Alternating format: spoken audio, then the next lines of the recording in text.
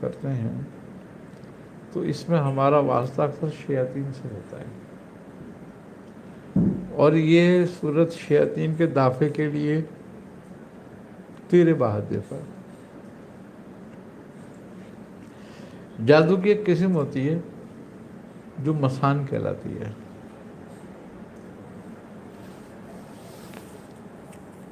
اس کے بارے میں کہا گیا ہے کہ یہ 7 قسم کا ہوتا ہے الگ الگ،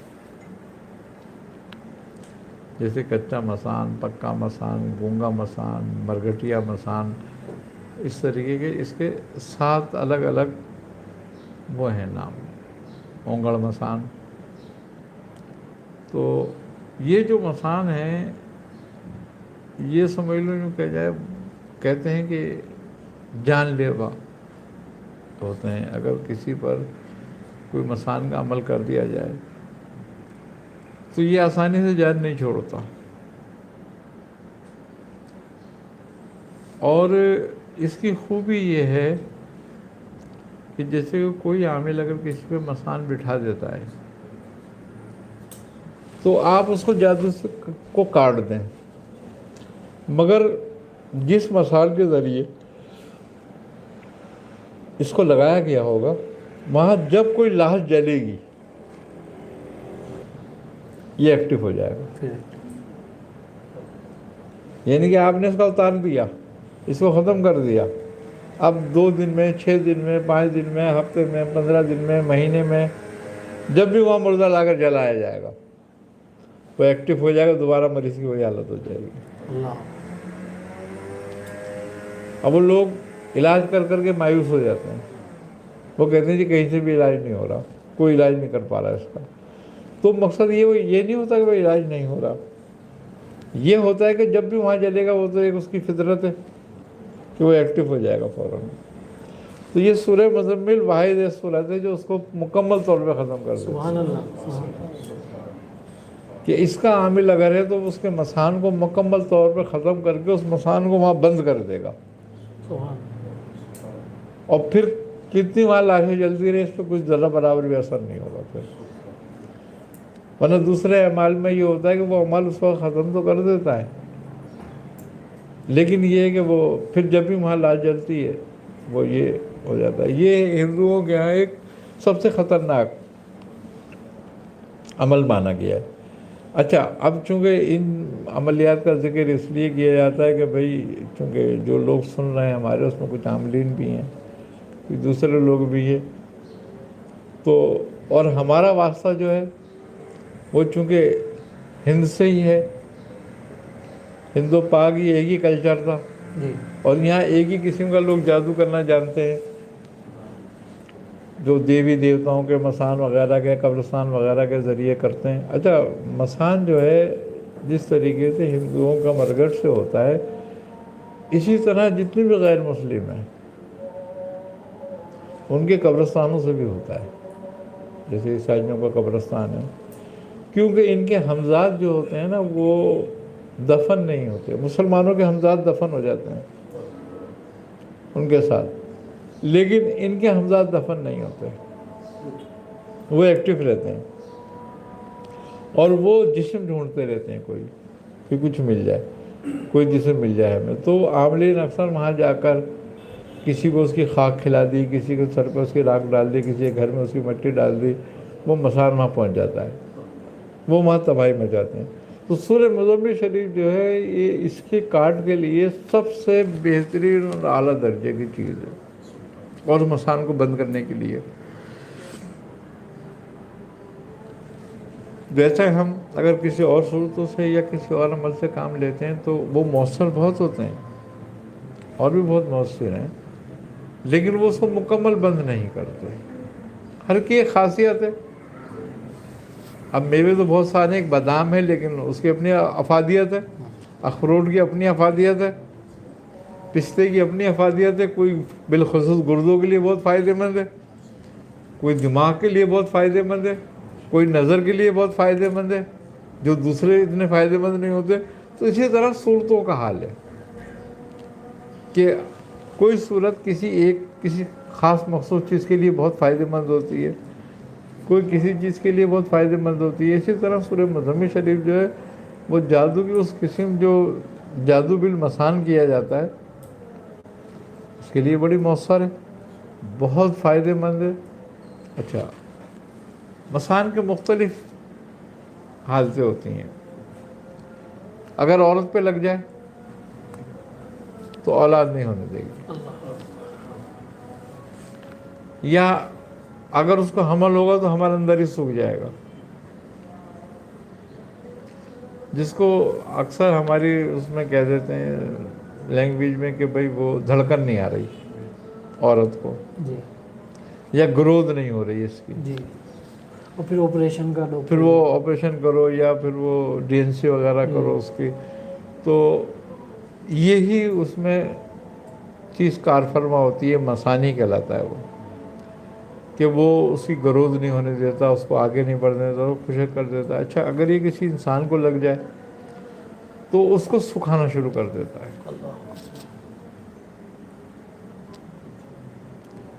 اچھا، عربی میں اس کو مصبیان کہا گیا ہے. یہ خشک کرنے لگتا ہے اس کو، جسم کو اس کے، اور سوکھ کے وہ بندہ مر جاتا ہے. بعض اوقات ایسا ہوتا ہے کہ کوئی مرض بھی نہیں ہوتا اور وہ سوکھ رہا ہوتا ہے، رپورٹیں اس کی کلیئر ہیں، طبیب کہہ رہے ہیں کہ یہ ٹھیک ہے، لیکن وہ سوکھ رہا ہے جسم اس کا. اس میں بھی یہ چیز کار فرما ہوتی ہے. دوسری چیز امراض خبیثہ، جیسے کہ کینسر ہوا، بلڈ کینسر ہوا، رسولی ہوئیں، اور بالخصوص رحم کی رسولیاں، اس میں بھی یہ چیز کار فرما ہوتی ہے بہت حد تک. یہ اتنا خطرناک مرض ہے. ہندی زبان، چونکہ اپنی زبانیں سب کی الگ الگ، ہندی میں اس کو مسان کہا گیا ہے. یہ ایک ایسی بلا ہے، اس کو عربی الصبیان کہتے ہیں. جب حضرت سلیمان علیہ السلام کو نبوت ہوئی اور آپ کو بادشاہت دی گئی یہ والی، تو تمام شیاطین کو قید کر کے آپ کے سامنے لایا گیا. تو آپ سب سے بات کرتے اور اس سے عہد لیتے. آپ نے تمام شیاطین سے عہد لیا ہے، یہ اسی لیے عہد کبیر کہلاتا ہے آپ کا گناہ. تو آپ کے سامنے جب الصبیان کو لایا گیا تو آپ خوف کھا گئے اس سے، کہ یہ ایک بڑھیا کی شکل میں تھی اور اتنی ہیبت ناک تھی کہ آپ کے دل میں بھی اس کا خوف پیدا ہو گیا، آپ کو دہشت ہو گئی اس کی. آپ نے پوچھا کہ یہ کون ہے؟ تو انہوں نے کہا حضور یہ الصبیان ہے، یہ اللہ کے نبی، یعنی کہ جس کو ہم مسان کہتے ہیں. تو آپ نے فرمایا کہ کیا کرتی ہے یہ؟ اس سے پوچھا تو کیا کرتی ہے؟ اس نے کہا اے اللہ کے نبی، میں کیا کرتی ہوں؟ آپ نے فرمایا ہاں. تو اس نے کہا میں ایک عذاب ہوں اللہ کی طرف سے. اگر میں پہاڑ کو نوچوں تو میں پہاڑ کو کھا جاتی ہوں، پہاڑ بھی مجھ سے خوف کھاتے ہیں. اور اگر میں زمین کو نوچنا شروع کروں تو میں زمین کو کھا جاؤں. تو آپ نے فرمایا اور کہا میرا محبوب مشغلہ جو ہے وہ انسان کے بچوں کو کھانا ہے. میں ان کے ماں کے رحموں میں ان کو کھا جاتی ہوں. آپ نے فرمایا کہ تجھ سے بچنے کا طریقہ. پھر اس نے عہد کیا اور کچھ اسما بتائے اپنے سے بچنے کے آپ کو. اور پھر آپ نے فرمایا اس کے بارے میں کہ لے جاؤ اس کو زمین کے 7 طبق میں اس کو بند کر دو. تو آپ نے اس کو قید کرا دیا، تب اس کا یہ حال ہے کہ آج بھی وہ اپنے کام کر رہی ہے. تو یہ مسان کا مکمل علاج ہے سورہ مزمل شریف. یہ اگر اس پہ ہم بات کریں تو یہ بہت 2 4 5 پروگرام سے ختم ہو جائیں گے مسان پہ. تو یہ ایک بڑی لمبی وہ ہے بحث. لیکن یہ ہے کہ جب سب سے خطرناک اور شدید جادو جو ہے مسان ہے. اچھا اکثر سنا ہوگا ہم نے کہ وہ ہانڈی اڑاتے ہیں. اچھا ہانڈی بھی اسی سے اڑتی ہے، کیونکہ ہندوؤں کے جو دیوی دیوتا ہیں وہ سارے مسان سے طاقت لیتے ہیں اور وہ مسان سے ہی چلتے ہیں، اور مسان ہی ان کا اصل مسکن ہے، اور یہ ہانڈی بھی انہی کی مسان سے ہی اڑتی ہے ہمیشہ، جو لوگوں کی جان لیتی ہے ان کے. بڑا خطرناک وہ موڈ کہلاتی ہے، ہانڈی اڑانا، موڈ مارنا، یعنی کہ ایک ایسی چوکے بٹھانا جس کا ٹائم صرف جو ہوتا ہے وہ 2.5 گھڑی ہوتا ہے. وہ اکثر عورتیں پہلے کوستی تھی نا کہ تو یہ 2.5 گھڑی کا موت ہے 2.5 گھڑی میں، تو وہ 2.5 گھڑی یہی ہوتی ہے. وہ 2.5 گھڑی ہے. اگر ہم اس کا ٹائم پیریڈ دیکھیں 2.5 گھڑی کا تو قریباً 1.5 گھنٹہ بنتا ہے، یعنی کہ وہ 1.5 گھنٹے میں بندہ اس سے جادو سے مر سکتا ہے. باقی اللہ جس کو زندگی دے، مگر یہ مفلوج کر دیتا ہے. اگر موت نہیں آتی تو فالج کر دیتا ہے، دماغ کو معاف کر دیتا ہے، دماغ بند ہو جاتا ہے. اچھا مسان بچے کے اوپر جب اثر کرتا ہے تو اس کے دماغ کو بھی چھوٹا کر دیتا ہے، اس کی دماغ کی گروتھ کو روک دیتا ہے. اکثر دیکھا ہوگا آپ نے بچے ایسے ہوتے ہیں جن کی دماغ کی گروتھ نہیں ہو رہی ہوتی اور وہ بیٹھنے کے اٹھنے کے قابل نہیں ہوتے، چلنے کے قابل نہیں ہوتے. وہ ان کا جسم بڑھ گیا ہے، 5 سال کا 7 سال کا ہو گیا اور دماغ اس کا 4 مہینے کا ہے، 5 مہینے کا ہے. ہاں تو یہ ان بچوں پہ یہ اثر انداز ہوتی ہے، یہ مسان اثر انداز ہوتا ہے اس طریقے سے بھی بچوں پر، اور اس کا علاج اس میں بہترین ہے. ہم نے بہت بچوں کا علاج کیا، یہاں پہ ہمارے پاس آتے ہیں ایسے بچے جن کے دماغ چھوٹے رہ گئے. اچھا ایک مرض یہ اور بھی لگاتا ہے بچوں میں کہ بچے کا سر بڑا ہو جاتا ہے، دماغ چھوٹا ہو جاتا ہے اور اس کا جسم چھوٹا رہتا ہے. یہ بھی اسی مسان کی کار فرمائی ہے. اسی طریقے سے بچے صحیح سالم پیدا ہوتے ہیں، ٹھیک ہوتے ہیں، کچھ دنوں میں ان کا آدھا دھڑ کام نہیں کرتا، جس کو ہم پولیو وغیرہ بھی کہہ دیتے ہیں کہ آج کے دوران اس کو پولیو کہتے ہیں، وہ ادھڑنگ کہلاتا ہے. وہ ادھرنگ جو ہے وہ بھی اسی کی کار فرمائی ہوتی ہے. اسی طریقے سے بہت سارے بچوں میں ایک مرض پیدا ہو جاتا ہے، وہ 6 سال کی عمر میں ہو، 8 سال کی عمر میں ہو، 12 سال کی عمر میں ہو، یعنی کہ وہ 16-17 سے پہلے ہوگا عمل. اور وہ یہ ہے کہ بچے کے پٹھے خشک ہونے لگتے ہیں اور رفتہ رفتہ بچہ جو ہے وہ کمزور ہونے لگتا ہے اور پھر اس کا جسم کام نہیں کرتا. اس کا پوری دنیا میں کوئی علاج نہیں ہے. ڈاکٹر کہتے ہیں یہ لا علاج مرض ہے یہ، اور وہ کہتے ہیں ہزاروں لاکھوں بچوں میں سے کسی ایک کو پیدا ہوتا ہے. لیکن یہ بھی اسی چیز کی کار فرمائی ہے، اسی مسان کا مرض ہے یہ. تو یہ اس طریقے کے مرض جو ہوتے ہیں یہ بچوں میں جو لاحق ہو جاتے ہیں، ہم ان کا صحیح ٹریٹمنٹ نہیں کر پاتے. جو ساری زندگی یا تو معذوری کی زندگی گزارتے ہیں یا پھر وقت سے پہلے وہ دنیا سے چلے جاتے ہیں.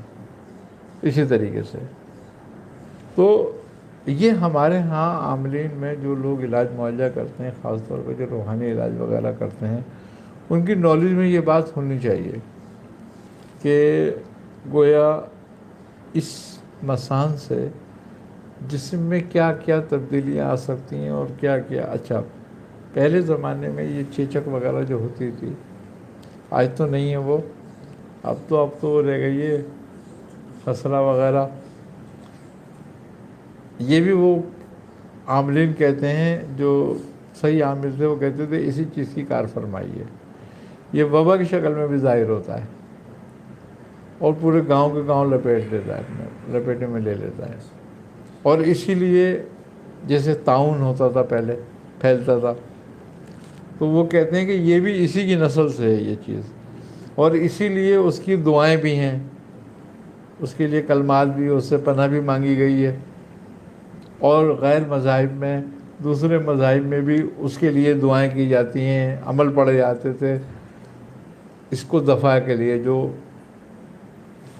یعنی کہ یہ ایسی وبا پھیلتی تھی اس چیز سے کہ 600 ہجری میں یورپ میں تقریباً 2 کروڑ لوگ طاعون سے مرے تھے۔ 2 کروڑ 2 کروڑ لوگ طاعون سے مرے تھے۔ اسی طرح جب یہ انڈیا میں پھیلتا تھا، انڈیا میں تو ہر سال پھیلتا تھا یہ، اور لاکھوں افراد اس کی شکل نظر ہو جاتے تھے۔ تو وہ پھر مسجدوں میں اذانیں، جو مسلمان ہوتے تھے وہ دعائیں پڑھ رہے ہوتے تھے، اذانیں دے رہے ہوتے تھے، اور ہندو اپنے پوجا پاٹ کر رہے ہوتے تھے اس کو دفع کرنے کے لیے۔ تو یہ اس طرح کی وبائیں بھی پھیلتی ہیں اس کے ذریعے۔ بہرحال وہ وبا تو ایک قسم کا اللہ کی طرف سے ان کو حکم ہوتا ہے ایک عذاب لانے کا، کیونکہ یہ ساری مخلوق اللہ کی ہے، تو اس کے حکم کے بغیر تو نہیں کام کرتی، لیکن چونکہ شیطان ہے اور اس کا کام ہی زر پہنچانا ہے، تو جس کسی کو لاحق ہو جائے اس کے پورے نسل کو برباد کر دیتی ہے یہ چیز۔ اسی طرح سے لوگ مسان کی مٹی وغیرہ جگاتے ہیں، جا کے پڑھتے ہیں، مسان کو اٹھاتے ہیں اور گھروں میں ڈال دیتے ہیں، کاروبار پہ ڈال دیتے ہیں، کاروبار کے کاروبار ویران ہو جاتے ہیں، گھر کے گھر ویران ہو جاتے ہیں۔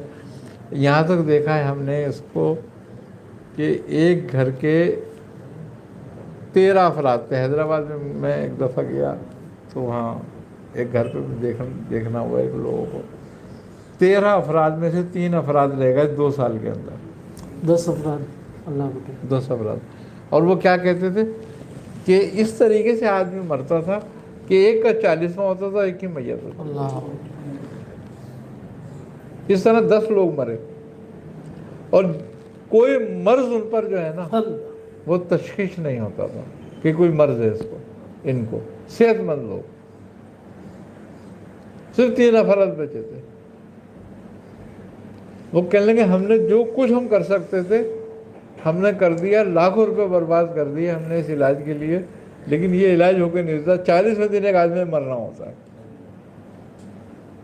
اتنے خوف زدہ ہو گئے تھے وہ لوگ کہ وہ کہتے تھے اب کس کی باری آئے گی، لیکن یہ کہ ان کا علاج ہوا، اللہ نے جان چھوڑائی۔ ان پہ بھی میاں مسان بیٹھا ہوا تھا۔ یہ وہ تو نہیں میاں جن کے گیٹ کے باہر سے ہانڈی باہر نکلی تھی؟ جی جی جی، یہ پورا واقعہ اگر آپ سنا دیں تو۔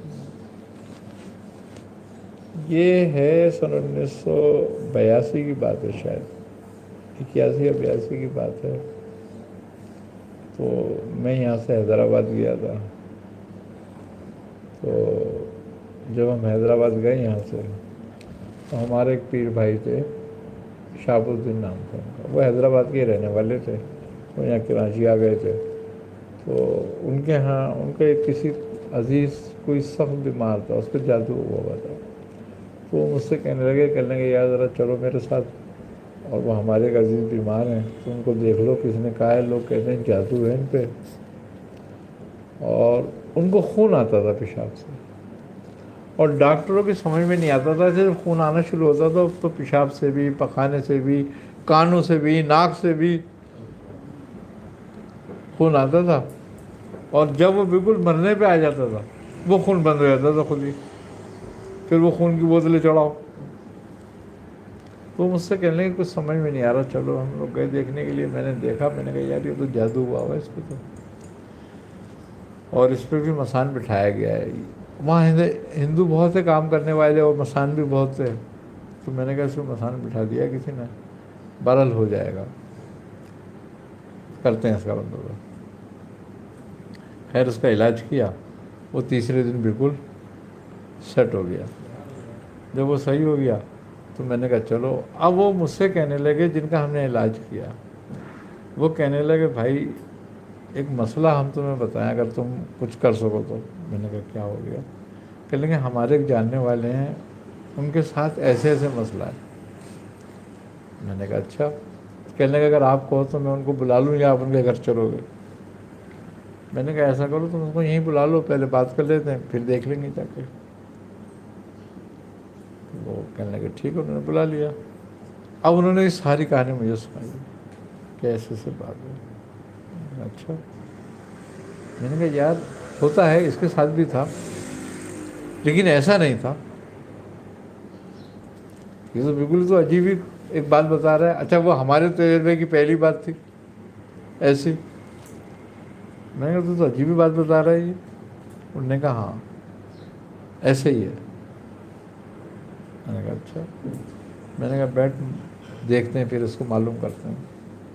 जब मालूम किया तो पता चला कि उसकी दहलीज के अंदर पूरी हांडी जो है ना वो उतारी गई है। अच्छा, मज़े की बात ये खोद के नहीं उतारी गई है, शैतान के ज़रिए हांडी है। अब मैंने उनसे कहा कि ये ऐसे ऐसे मसला है। उन्होंने कहा हमारे घर पे तो कभी ऐसा हुआ ही नहीं। जाहिर सी बात है, एक हांडी दबाने के लिए किसी का घर खोदोगे तो उसे पता नहीं चलेगा। अब वो इस बात के लिए तैयार नहीं मानने के लिए, कैसा कैसे हो सकता है। अब मैं ये सोच रहा कि मैंने कहा मुझे बताया ऐसे ही है, अब क्या गलत बात बता रहे हैं मुझे ये लोग। अब मैंने बोला कि भाई अगर ये है तो इसका सबूत क्या है, कैसे हो सकता है ये। उन्होंने कहा हम निकाल देते हैं उसको। मैंने कहा हाँ ये बात सही है। तो उन्होंने कहा निकाल देते हैं, लेकिन कितने अफराद हैं? 3 अफराद बचे हुए। मैंने कहा हाँ। कहने लगे हमें 3 बकरे चाहिए होंगे।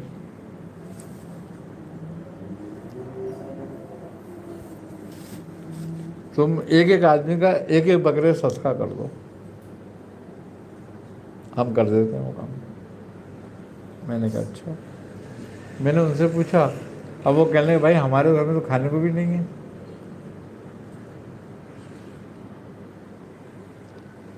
अरे मैंने कहा ये भी बड़ा मसला है फिर। अब मैंने उनसे कहा भाई ये तो ऐसा मसला है। तो उन्होंने कहा हम कर देंगे, फिर भुगतान तुम भुगतोगे। मैंने कहा हम क्यों भुगतने लगे भाई, छोड़ो, नहीं करते। तो जिनके घर में मैं इलाज करने गया था वो लोग, उनका कारोबार बारदाने का था, बहुत बड़ा काम था उनका। उस वक्त वो करोड़पति थे। तो वो मुझसे कहने लगे भाई इनके साथ बड़ा मसला है, आप बकरों की फिक्र नहीं करो, मैं करवाता हूँ। मैंने कहा सही है भाई, तू करवा ले, लिया तू 3 बकरे, जब तू लिया आएगा मैं कर दूंगा। उन्होंने कहा मैं भी मंगवा लेता हूँ। उन्होंने अपने नौकर को बोला जाओ बकरे ले आओ। वो बकरे ले आए, हमने करवाया।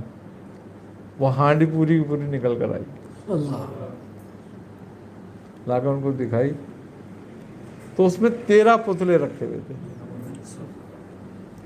जिसमें से 10 जो थे ना वो टूटे हुए थे,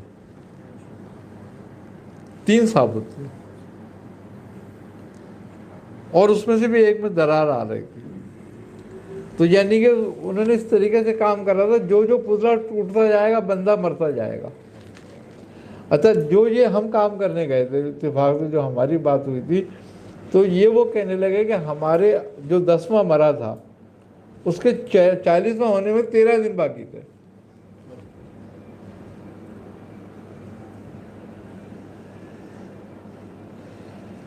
अब कराने वाला कौन? पता ये चला कि कराने वाला उनका बहुत ही करीबी बंदा था।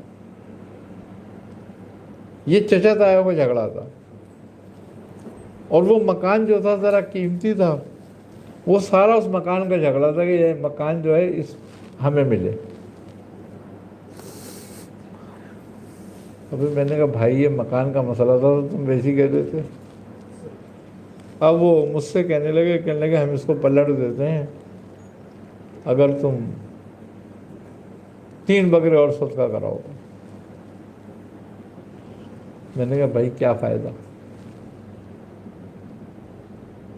कुछ फ़ायदा नहीं। जो ये बच गए उन्हीं को देखो, जो मर गए अल्लाह उनकी मग़फ़िरत करे, उनकी मौत ऐसे लिखी थी, वो तो शहीद हुए बेचारे।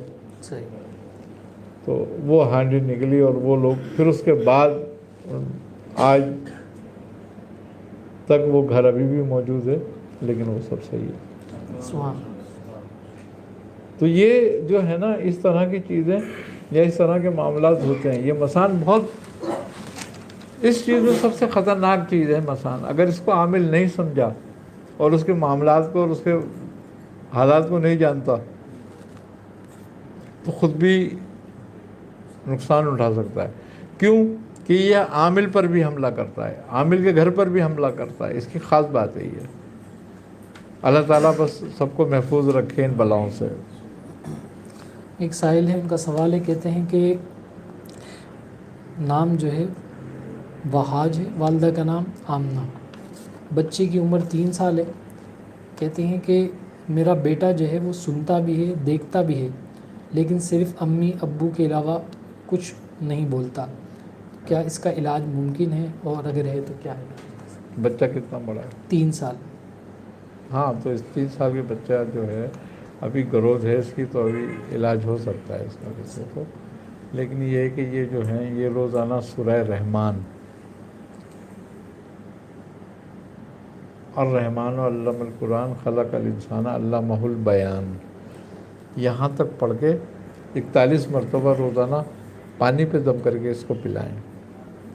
باقی یہ ہے کہ اگر یہ یہیں کہیں رہتے ہیں کراچی میں تو خانقاہ سے رجوع کریں تو کچھ نقش وغیرہ ان کو بھیج دیں گے اس کے لیے۔ اسی طرح ایک سائل ہیں، کہتے ہیں کہ گردے میں تکلیف ہے اور پیشاب میں جلن ہوتی ہے، کوئی علاج جو ہے وہ تجویز فرمائیں۔ یہ ہے کہ ویسے تو اس کا ان کو چاہیے کہ باقاعدہ علاج کریں گردے کا، کیونکہ یہ ٹوٹکوں سے نہیں ہوتا۔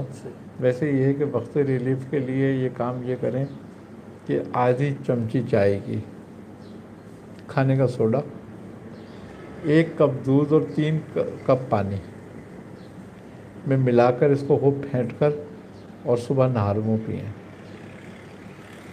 اور خربوزے کو چھلکے سمیت کھائیں، تو انشاءاللہ تعالیٰ اس سے کافی افاقہ ہو جائے گا۔ اچھا، یہ جو سائل ہیں جنہوں نے سوال کیا ہے گردے کے حوالے سے، تو ان سے درخواست ہے کہ وہ خانقاہ سے گردے کا جو کورس ہے وہ بھی آرڈر کر سکتے ہیں، انشاءاللہ عز اللہ نے چاہا تو اس مرض سے ضرور نجات مل جائے گی۔ اسی طرح ایک سائل ہیں، کہتے ہیں کہ کانوں میں سرسراہٹ رہتی ہے اور عجیب و غریب قسم کی آوازیں آتی ہیں، کوئی علاج ارشاد فرمائیں۔ اصل میں یہ بیماری جو ہے یہ 2 طرح پر ہوتی ہے، ایک تو یہ ہے کہ بد اثرات کی وجہ سے بھی اس قسم کی بات پیدا ہو جاتی ہے، اور ایک دماغ کی کمزوری کی وجہ سے بھی یہ بات پیدا ہو جاتی ہے۔ تو اس کے لیے یہ ہے کہ خمیرہ گاؤ زبان سادہ اور استوء خدوس اطریفل اور اطریفل کشنیز، ان تینوں کو برابر وزن لے کے مکس کر کے آدھی چمچی صبح شام کھائیں، تو یہ بہت بہترین ہو جائے۔ ٹھیک۔ اسی طرح محمد آصف اقبال قادری صاحب کہتے ہیں کہ 4 مہینے سے نماز ورد و وظائف چھوٹ گئے ہیں، ایسا 12 سال بعد ہوا ہے، تو کچھ جو ہے حل ارشاد فرمائیں۔ ہر نماز کے بعد یا ہادیو اہدنا الصراط المستقیم، یا ہادی اہدنا الصراط المستقیم 20 مرتبہ پڑھیں، پانی کو دم کر کے پئیں، انشاءاللہ بہتر ہو جائے گا۔ اسی طرح ایک سائل ہے، کہتے ہیں کہ حضرت سے سوال ہے کہ اگر کسی کے ساتھ اچھا جن بھی ہو اور برا بھی ہو تو ایسی صورت میں کیا کیا جائے؟ اصل میں بات یہ ہے کہ جن تو کبھی اچھا نہیں ہوتا انسان کے لیے، صحیح، اس بات کا خیال رکھیں ضرور، صحیح، اور دوسری بات یہ ہے کہ اس کے دافع کی تدبیر کریں، دفع کرنے کی، صحیح، تو زیادہ بہتر ہوگا۔ سورہ جن کی آیات ہیں جی، جو ہے پہلی 10 آیتیں سورہ جن کی پڑھ کے اور پانی پہ دم کر کے 10 مرتبہ روزانہ پیا کریں، صحیح۔ اللہ تعالیٰ نجات دے گا۔ اسی طرح بہت سارے جو سوالات ہمارے سائلین کے ہیں وہ ایسے ہیں کہ اس کے کئی مرتبہ میاں حضور دامت برکات میں قدسیہ جوابات دے چکے ہیں، نوکری کے حوالے سے، رشتوں کے حوالے سے، تو آپ اس سے قبل جو میاں حضور کی ویڈیوز ہے وہ ضرور دیکھیں۔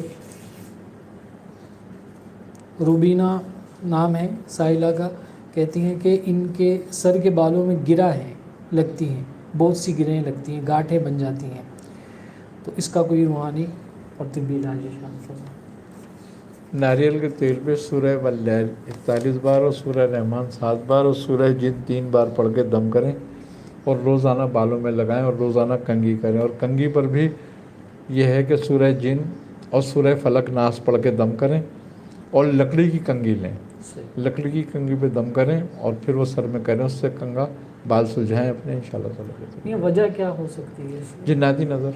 जिन्नाती नज़र बालों पे? जी जी, बालों। अमूमन ये औरतों के साथ ये मामला रहता है कि उनके कभी बाल गिरना शुरू हो जाते हैं। ये जिन्नाती नज़र होती है। असल में औरतें अक्सर जो होती हैं ना, वो नहाने के बाद बालों को छोटा नहीं करती हैं, ऐसे खुले बाल रखती हैं वो अपने। सही। और बाहर निकलना, आना जाना या छत पे चले जाना कपड़े फैलाने के लिए या किसी काम के लिए, तो उस पर जिन्नातों की नज़र हो जाती है। जब हम नहाएं तो हमारी ख़वातीन को चाहिए कि थोड़ा सा तेल लेके अपने हाथों को अपने बालों के सिरे जो है ना उन पर मल लें, अगर पूरे सर में नहीं लगाती हैं तो उससे बाल जो होते हैं फिर आम ज़बान में कहते हैं कि झूठे हो जाना जी, तो फिर उस पर नज़र नहीं बैठती जिन्नात की, और जिन्नात उससे भागता है तेल से, तो इसलिए नज़र नहीं लगती फिर जिन्नात की।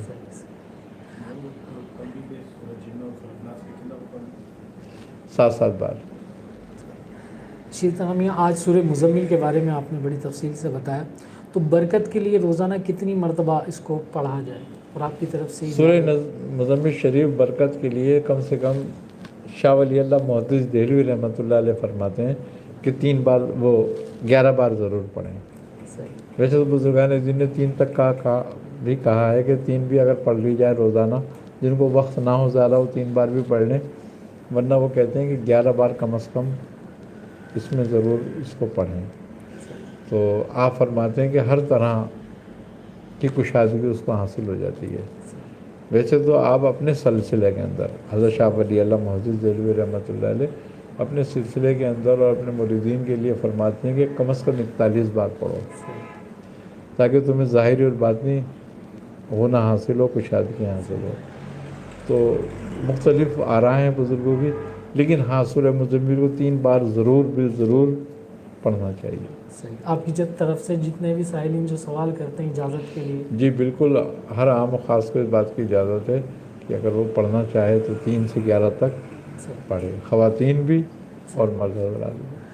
अच्छा मियाँ, अभी वो तशनगी हमारी बाकी है सूरह मुज़म्मिल की, कल के प्रोग्राम में इंशाअल्लाह अज़ीज़ सूरह मुज़म्मिल बिल्कुल और बात करेंगे, गुफ्तगू होगी, बात होगी, क्योंकि आपको सूरह मुज़म्मिल की जो है इजाज़त किन किन बुज़ुर्गों से हुई, फिर इस सूरह मुज़म्मिल के जो आपने चिल्ले किए उसके मामलात क्या थे, तो कल के प्रोग्राम में इंशाअल्लाह। आखिर में मैं या हय्यु या क़य्यूम इसके मुतालिक कुछ इरशाद फरमाते हैं। या हय्यु या क़य्यूम बड़े अज़ीम शान इसमें इलाही हैं और बुज़ुर्गों ने इसको इसमें आज़म फरमाया है और कहा है कि ये इसमें आज़म है, और हर सालिक के लिए और हर आमिल के लिए इसका पढ़ना लाजिम है। क्यों? कि ये हमारे लताइफ को बेदार करता है अल्लाह, और इस इस्मा के ज़रिए इसके नूर से हमारी रूह जो है वो तक़वियत पाती है। तो ये इस्मा जो है बड़े बाबरकत इस्मा हैं। कम से कम बुज़ुर्गों ने इसके बारे में फ़रमाया है कि 500 से लेके 1100 मरतबा रोज़ाना इसको अपने विर्द में रखे। जो शख्स इसको अपने विर्द में रखता है उसका शैतान उसका मोती रहता है, सरकशी नहीं करता। दूसरी बात बुज़ुर्गों ने ये भी फरमाया है कि जो शख्स इस पर मुदामत करता है अल्लाह उसके नफ्स को उसका मोती कर देता है। तीसरी बात कि इसको पढ़ने वाले की रूहानियत बेदार होती है और उसमें इस्तिकामत पैदा होती है। गोया जो हमारी सलाहियतें मुर्दा हुई हुई हैं ये उन सब को बेदार करता है। दूसरी बात ये कि इन इस्मा से हमें एक ख़ास तौर पे अल्लाह ताला की मोहब्बत पैदा होती है हमारे अंदर, और ये दुनियावी मोहब्बत को, दुनियावी चमक दमक को कम करता है। تو اس لیے ہر سالک اور ہر عامل کے لیے لازم ہے کہ وہ اس پہ مداومت کرے۔ اس کے علاوہ یہ تمام مشکلات کا حل ہے۔ اس کو بزرگوں نے ان اسما کو حل المشکلات بھی کہا ہے سبحان اللہ، سبحان اللہ۔ کہ یہ اسما حل المشکلات ہیں۔ بعض بزرگان اکرام میں خاص طور پہ اس کا ورد کیا جاتا ہے، جیسے نقشبندیہ خاندان میں وہ کہتے ہیں یا حی یا قیوم کے ساتھ برحمتی کا استغیث بھی لگاؤ کہ میں تجھ سے تیری رحمت کا طلبگار ہوں۔ تو آپ فرماتے ہیں حضرت نقشبند شیخ کہ حضرت شیخ باولک نقشبند رحمۃ اللہ علیہ، آپ فرماتے ہیں کہ جو شخص ان کی مداومت کرتا ہے اللہ تبارک و تعالی اس کے کاموں کو آسان فرماتا ہے اور اس کی مشکلوں کو دفع فرماتا ہے اور اس میں دین کی اور اپنی محبت پیدا کرتا ہے۔ تو یہ اسما اس چیز کے لیے بھی بہت مجرب اور مؤثر ہے۔ اس کے علاوہ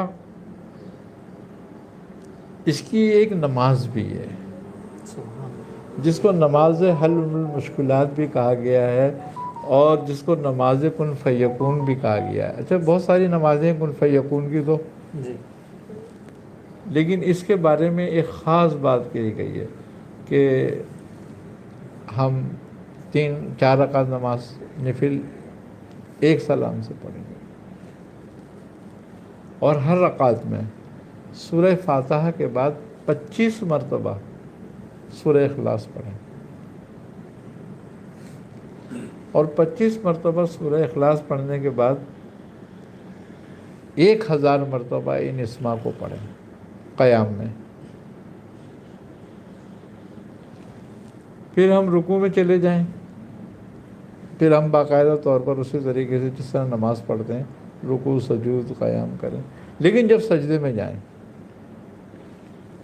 تو اس کو 21 مرتبہ سجدے میں پڑھیں ہم، لیکن پوری عبارت پڑھیں یا حی یا قیوم برحمتی کا استغیث۔ قیام میں صرف یا حی یا قیوم پڑھنی ہے، لیکن سجدے میں ہمیں ہر سجدے میں یہ پڑھنی ہے۔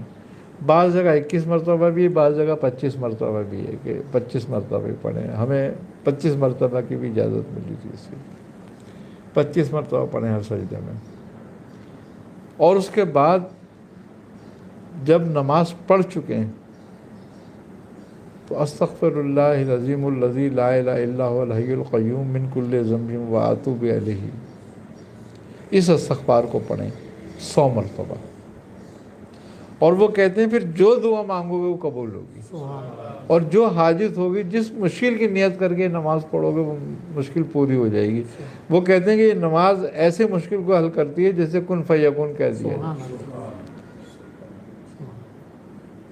تو جو مقدموں میں گھرے ہوئے ہیں یا جو پریشانیوں میں مبتلا ہیں یا جو کوئی مراد مقصد ہے ان کا، وہ لوگ اس نماز کی مداومت کریں تو کوئی وہ نہیں ہے کہ یہ مشکل دور نہ ہو، لیکن تھوڑی سی ٹائم لگتا ہے کیونکہ اس میں 4000 مرتبہ یا حی یا قیوم پڑھنا ہے اور 100 مرتبہ سورہ اخلاص پڑھنی ہے، تھوڑی نماز لمبی ہو جاتی ہے۔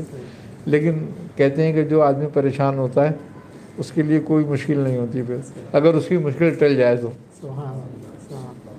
تو یہ بہت اس چیز کے لیے۔ اس کے علاوہ پھر جن میاں بیویوں میں محبت نہ ہوتی ہو، اگر بیوی یہ سمجھتی ہے کہ بھئی میاں مجھ پہ توجہ نہیں کرتا، یا شوہر یہ سمجھتا ہے کہ بیوی جو ہے میری فرما بردار نہیں ہے، تو وہ اس کو 300 بار روزانہ پڑھیں اور کسی میٹھی چیز پہ یا کسی پانی پہ یا دودھ پہ یا چائے پہ یا کھانے کی چیز پر دم کر کے کھلائیں تو محبت پیدا ہوتی ہے۔ اس میں تسخیر کی قوت بھی بہت ہے۔